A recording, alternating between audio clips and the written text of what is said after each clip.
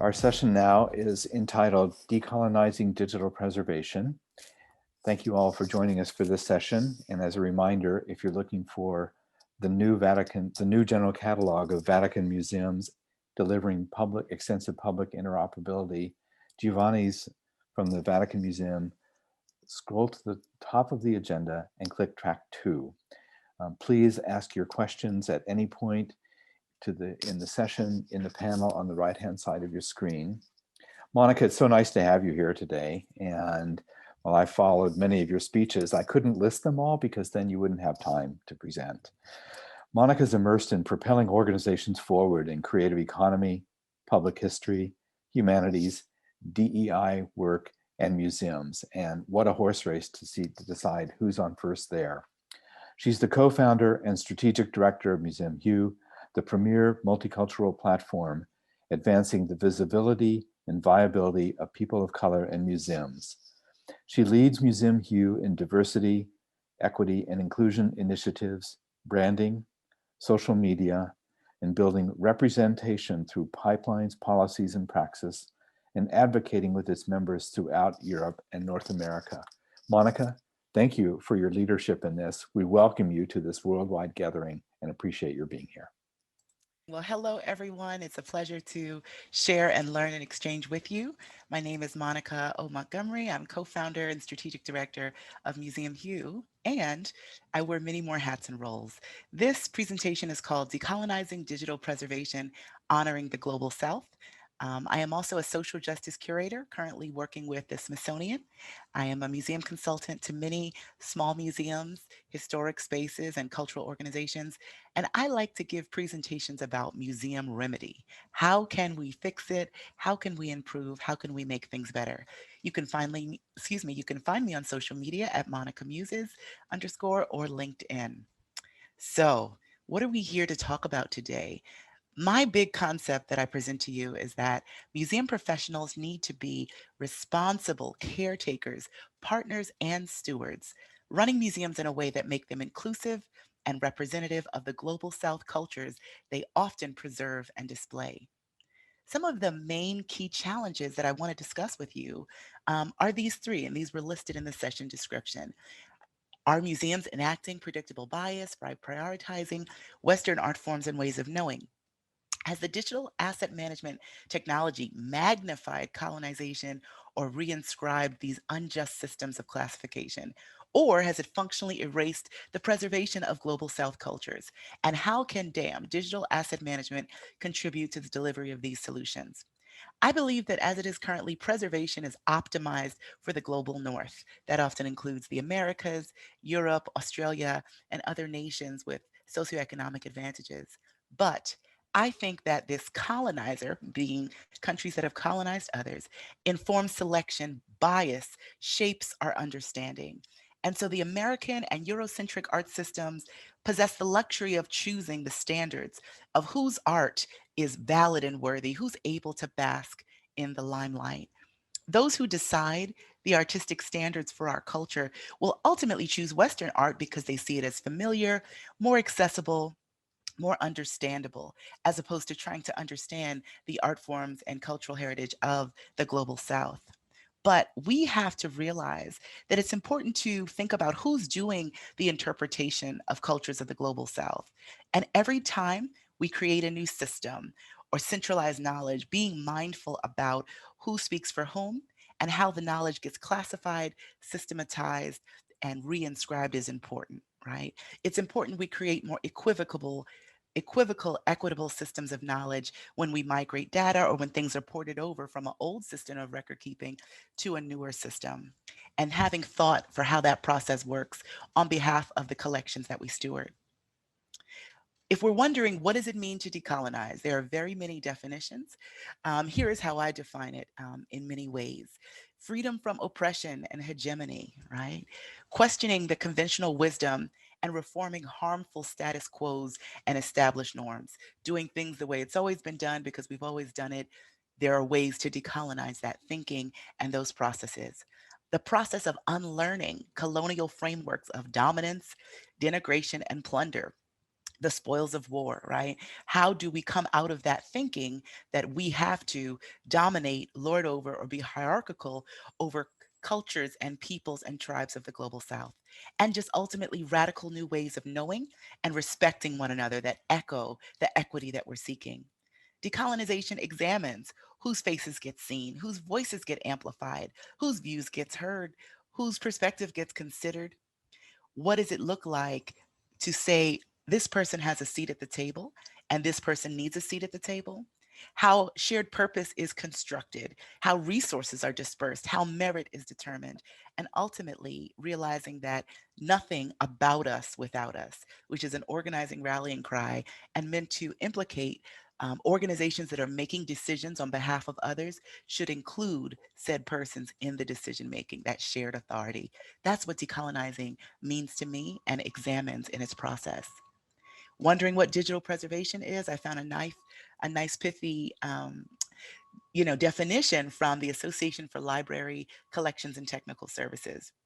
And there are many more definitions, and they all have merit, but are using this functionally for this presentation, combining the policies, the strategies, and actions to ensure access to reformatted or born digital content. Did it come from the World Wide Web or was it ported into that?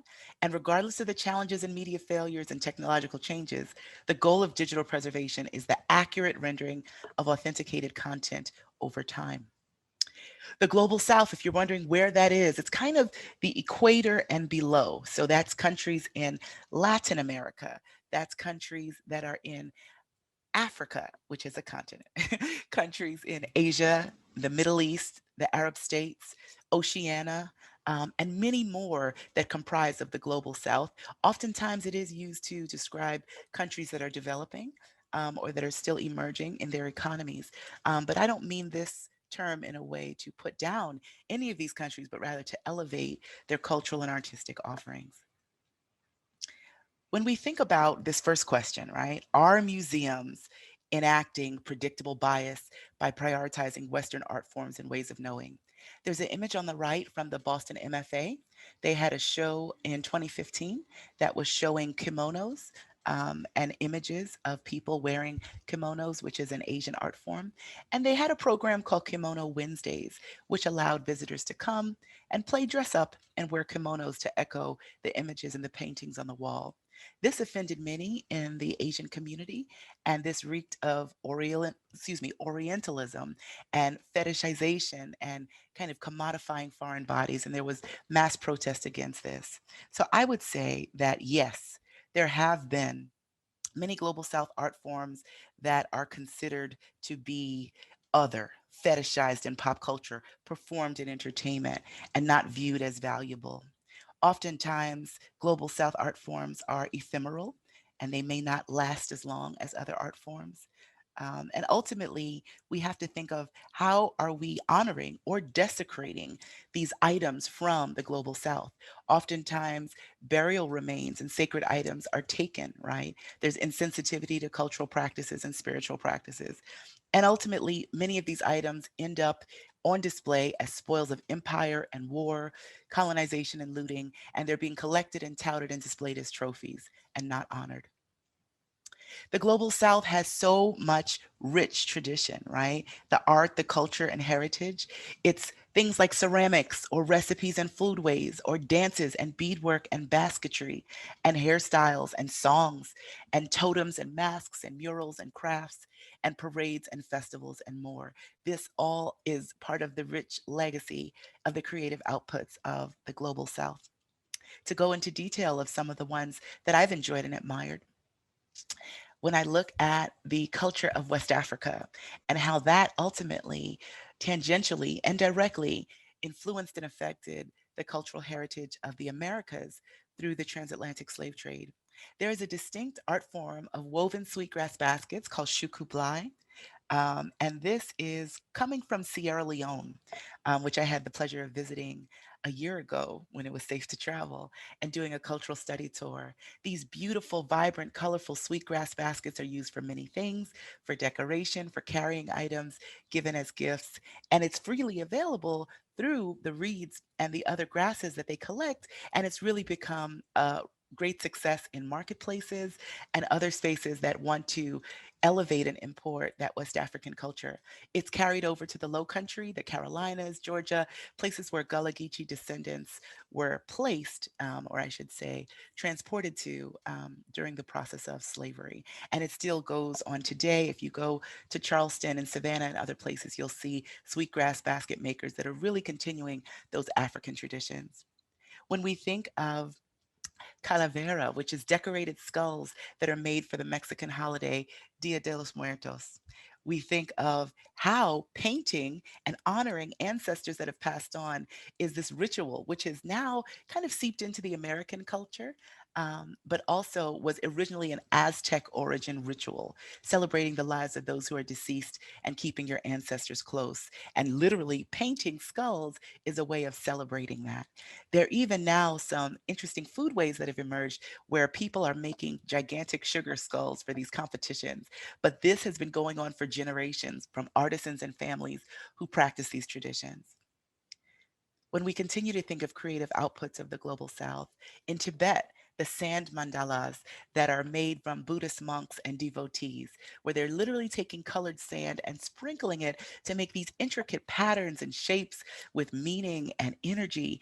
And then, after all of them are made and viewed and appreciated, they are destroyed. They are swept away to illustrate this transitory nature of material life. They aren't meant to be preserved forever, but how can we, as museum professionals, think of ways to honor and preserve that culture and that creative output? Native American mask, like this Tlingit mask from the Northwest Coast Alaskan Native Americans, is a central part of ceremonies in the winter, reenacting adventures of heroes and ancestors and the rites of ritual dances that are passed down from generation to generation. And going back to South African culture, Ubuflalu, which is South African beadwork. Translated, it means that which makes me stay. And it kind of the lalu part is talking about pebbles and beads and stones.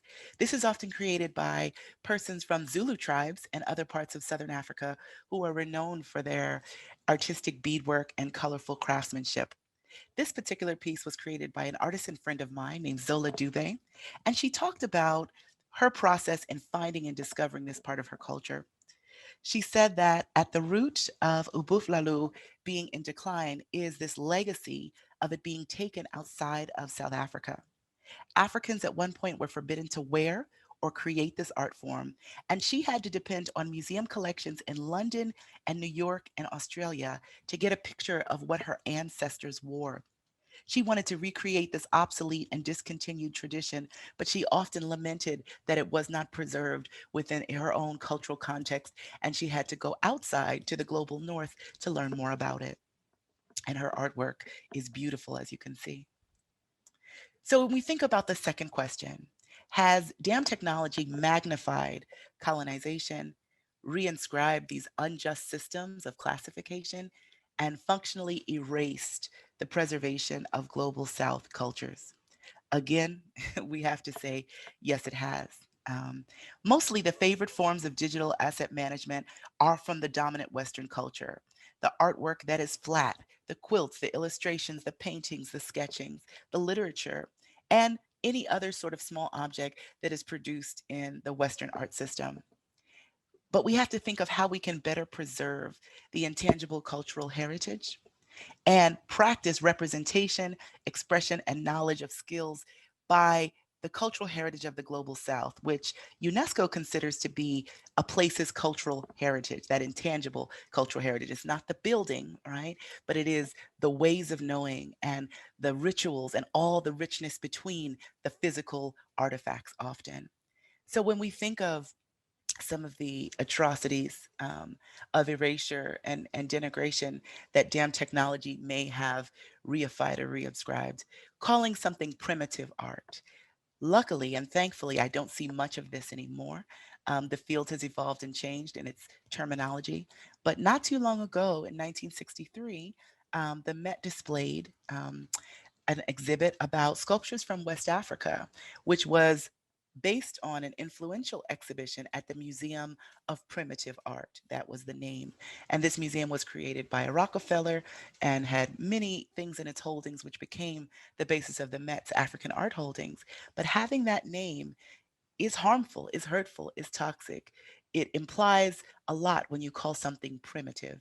And it's far much better to name it by its culture or tribe or origin than to use the term primitive. Or now I even see non-Western art, which in my mind still negates the culture it's actually originating from. There is this default white gaze in museums, in preservation, in collection management, that it is either ours or theirs. And if it is theirs, it is not good enough. There's often a lack of acknowledgement of the questionable provenance of these items, items that were literally, again, taken as spoils of war or plunder, ill begotten gains. They're just kind of written off. Oh, we don't know where that actually came from, but it's ours now, it's here, knowing that there is an ethical quandary there. The intangible cultural heritage, as we spoke about, that needs to be honored isn't quite happening. And there's this erasure of the collective memory of those who these items belong to, as well as ignoring the oral traditions they have of passing down story and the ways that they describe things, if not written, but orally. When we think of solutions, how could digital asset management contribute to the delivery of solutions? A, well, I won't say A because there are many, pairing the first voice with the museum voice. What does that look like if a curator, an archivist, a collection manager who's writing tombstone information or tagging things could be paired with a person from that tribe or culture, or someone who has ancestral lineage to the culture that may have been extinct or died out? Although often there is living cultures that exist that can help inform our practice. To have that authoritative voice that the museum echoes factor in the first voice of those with the lived experience for the purpose of equitable representation and holistic knowledge dissemination would be dynamic, would be best and brave practice, is the space and the direction we need to go in. We also have to combat unconscious bias. As we are tagging and cataloging items in our DAM systems, there are blunders that will happen, or there's apathy when misinformation appears or when there isn't enough information. We have to fight that. Europeans, who often colonized the world centuries ago, they brought with them their own cultural interest and these perceptions of superiority and exceptionalism. And for global South ethnicities and persons, it's been a struggle not to assimilate. It's been tough for them to maintain their culture and the importance of it and not lose that with the ways that their culture has been commodified. When we think about unconscious bias, the biases that are beneath the surface and in our minds that we might not even realize, we have to realize that what classifies successfully as art, right, was set by Europeans and Western culture. And if it wasn't set by them, again, it's often considered lowly. And we have to right that wrong, come out of that superiority complex, and realize that all art is high art, is good art, is valid art, is fine art, and all art deserves to be equally and ethically digitally preserved. Thinking about Indigenous cultures and solutions for those cultures. This is an image that I found online. It was really powerful. They call it the Indigenous cultural iceberg. And so if you think of an iceberg where there's a part of it that's above water and the rest of it below, and what's below can really trick you up because you can literally, you know, snag your boat on it and drown. But also there's so much below that creates this massive structure that the top of the iceberg doesn't really even give you a peek into. So at the top of the iceberg, there's the material culture, what is tangible and touchable, seen by the non-native persons. But beneath that, if we think of, a mask or a totem pole or any object of indigeneity, there's the worldview that that tribe has and had, the histories, the oral traditions, the individual stories of personal use and the ways those items were used. Because many of these items aren't just art, but they were for functional and practical use. There's the family and community networks, the languages, the ecological knowledge, how this interacted with nature and the environment, the government systems they have or had, the land ethics, and the relationships with other nations. And this is not easily seen perceived or understood by non-natives. So some solutions here, right? Preserve the living history, boost your collections, research your dam entries with oral histories from Native people and elders that can add context. Respect community legacy by starting the process of repatriation. The cultural riches, the spiritual items, the human remains, they're sacred. They need to be given back. Are you showing them without the consent of those persons?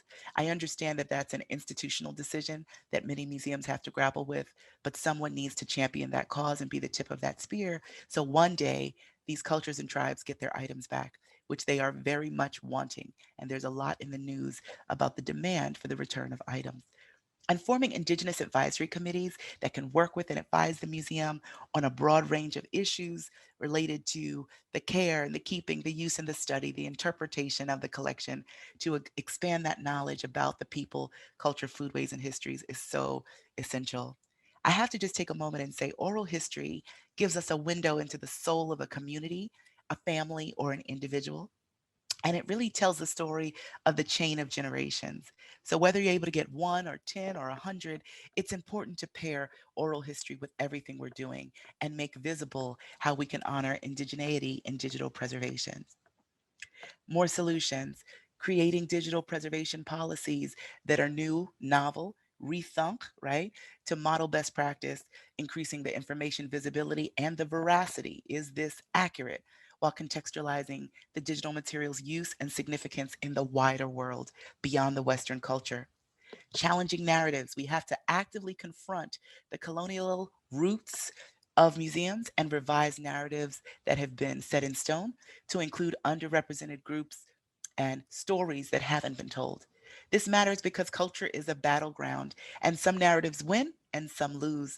But challenging this idea of a linear narrative, similar to how a historic house often honors one patriarchal hero, usually a white male, but there are many other people that lived in that house that intersected with the residents, the tenants, the families there, whose stories could be told to add richness and to keep our publics informed. And as I mentioned earlier, let's nix the thinking and the terminology around primitive art.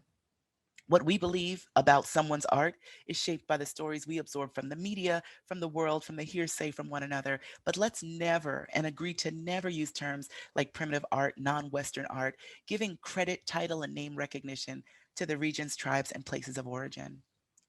I want to close by saying this amazing quote that I saw written by the new editor in chief of Vanity Fair. She's a woman of color, Radhika Jones, and she said, "We are not bound to continue the cultural hierarchies that we inherit. We don't have to do things the way they've always been done. We don't have to accept the status quo.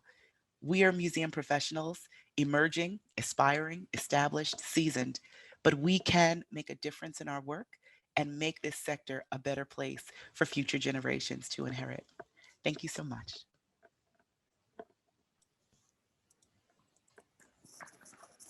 Monica, thank you so much for the presentation, for the thought that's gone into this. It's very interesting as a global dam leader to think through how dam can also enable much of the solutions to some of these issues that you have such keen and welcome insight into. And we've had quite a fun discourse in the chat room and on the Q&A that you'll have to take a peek at later. And I'm going to take advantage of a few minutes that we have to pass along a few of them. There was several that came up really interesting about digital repatriation and how can technologies that you've seen, or maybe a better question is some guidance from you on digital repatriation. Well, let me first thank everyone with their interesting questions. I don't claim to be the expert and of all knowledge, but rather a facilitator of equity and social justice. So there might be some technical questions that I can't answer, but I do encourage the seeking of that knowledge. I will say that digital repatriation is not something I know a lot about, so I wouldn't claim to be an expert to speak, but I think any means you can use to give back what is created by other cultures that was taken illegally and inappropriately is valid good and needs to start immediately. Yeah, there is a component to this that's a slightly technical answer, and you absolutely hit on it. And that's there are ways with many of these technologies to change certain metadata terms, just to put it to state it Right. simply. And as we know, language is a kinetic, vibrant, breathing organism, and it decays over time. I live down here in McLean, Virginia, just out of Washington, outside of DC. And if you talk to a bunch of people here and you use the letters BLM, someone might say, "You mean the Bureau of Land Management?" Or And Black it's Lives Matter. our Black Lives Matter. And we didn't rehearse this, everybody. But that's exactly the point. And so that the concept of scissoring off or cinching off certain metadata terms, and there's actually a practice for this called parametric metadata, where whole classes of terms can be blocked in the technology. And I thank you for kind of bringing that up, because it's such an important takeaway to overcome a phrase you used about cataloging apathy, and for help those of us who are gathered today to be able to with more strength express the need for this to happen, and the investment it takes in the people to have the education, the leadership, and the teaching to do that. I'm so So, glad you had the answer, David. See, there's well, brilliance in the room. We can all be facilitating answers and help and remedy.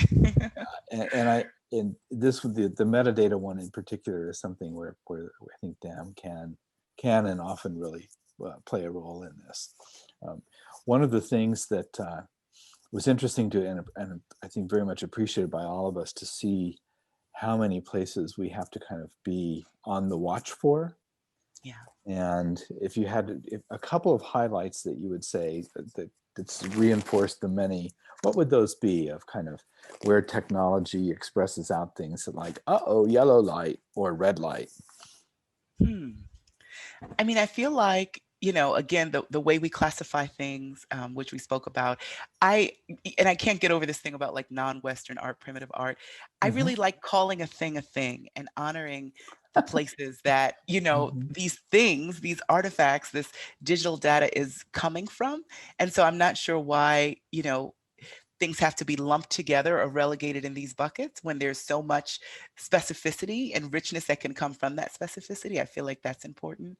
I'm still on a learning edge with a lot of this, but I'm realizing that when systems swap over, an old system to a new system, there are things that can be lost or fields that don't exist. And so how can we make sure that that gets back in, or author what is disappeared, and so I just feel like there's a lot we can do to honor the global south, which is one of my areas of expertise, in this digital way, as well as in the ways that we conceive of them in our minds.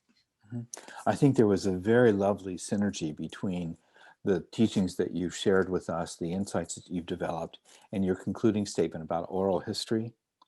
And an enabling possibility is that if we get the metadata right, if we get the contouring of the semantics correct, and we have oral history, as we heard from Catherine, and as we know, many of us who are sort of technologists, Hmm. then we can join, if we're giving a tour of a museum, that oral history with the Yes. painting we're looking at, with that beautiful beadwork or the sculptural objects we're holding.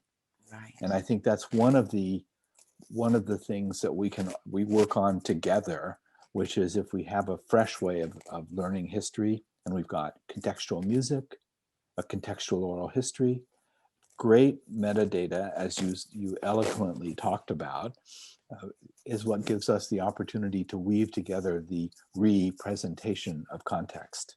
Yes. And these tools can really help with that. So we need your leadership to help continually provoking the looking for, what needs to move on to the bit bucket of history, because there's plenty of it. So Everything is up for remedy. That's what I say. That's my I mantra. like that So, phrase. Great. no one's bad or good or wrong or right. It's Mhm. just constant processes of iteration and remedy. Yeah. So, and Monica, in the context of thanking you for your leadership and the devotion that you have to help giving guidance on how to shape and reshape and remedy technology on behalf of Henry Stewart and the many, many, many hundreds of professionals who have gathered with us today, I'd like to thank you for your presentation. I know we'll all look forward to a return visit at a future conference. Thank you. Thank you so much, all. I appreciate it. You bet. So as we conclude this session, next up in track 1, we welcome Adrian Cooper of Terentia for our first tech lab of the day, leveraging your legacy, making the transition from systems to services. If you have a question about Terentia, for the Terentia team, and you're interested in their product and services, or you want to find out how you could win a Surface Pro laptop, click on the exhibition tab for their virtual booth. We'll reconvene track 1 in about 5 minutes, and I look forward to opening the session. I'm sorry, we'll reconvene track 1 with Adrian, and then we'll have our next session on with Douglas Hegley in a little while. Monica, thanks so much. Thanks.